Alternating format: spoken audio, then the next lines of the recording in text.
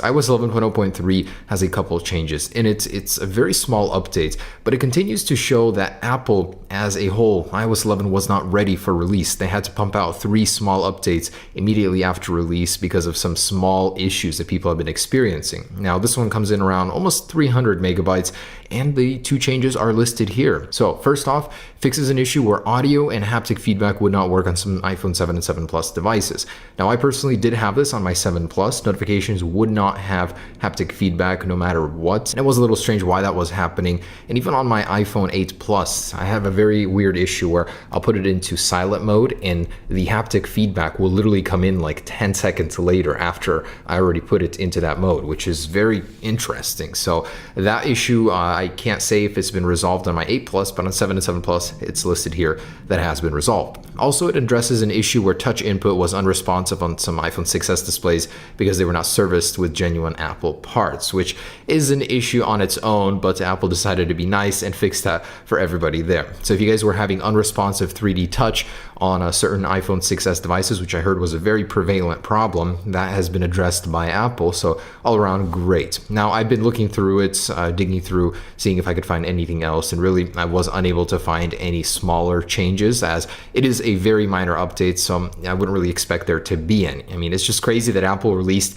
iOS 11. Before release, it had the record amount of betas, and for it to come and still be littered with bugs like this, that's a bit ridiculous. But in any case, Apple has been very consistent with posting these, releasing these fixes very consistently, and I'm proud of that at least. Anyways, let's go ahead and jump into Geekbench, see if there's any sort of difference here.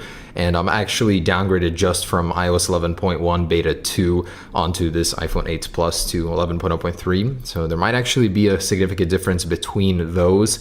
Between 11.0.2, I wouldn't expect much. Now, iOS 11.1 is actually going to be an awesome update. There's some well-needed stuff. The app switcher, multitasking gesture on the side is back, so that's really cool. The new emojis, express yourself in new ways. That's awesome. So once this finishes, I'll be right back. And actually in this update, there is a little disclaimer that not genuine replacement displays may have compromised visual quality and may fail to work correctly. And I cannot agree with this more. For whatever reason, I have a lot of friends that don't go to Apple for replacements. They go to third-party shops, and it costs more in some cases, takes longer, and is not warranted. And they don't even use OEM displays. So if you guys ever break your display, whether or not you have AppleCare Plus, go to Apple. They will do it properly. They will seal it from water resistance as it should be. Just all around, you should never use aftermarket parts on your iPhone, let alone the display. Even though they may be cheaper than the other ones, it's worth spending a little more but getting the right parts. So Apple is right on the dot with this disclaimer here. All right, and wrapping up this test, let's go ahead and see what kind of score we got.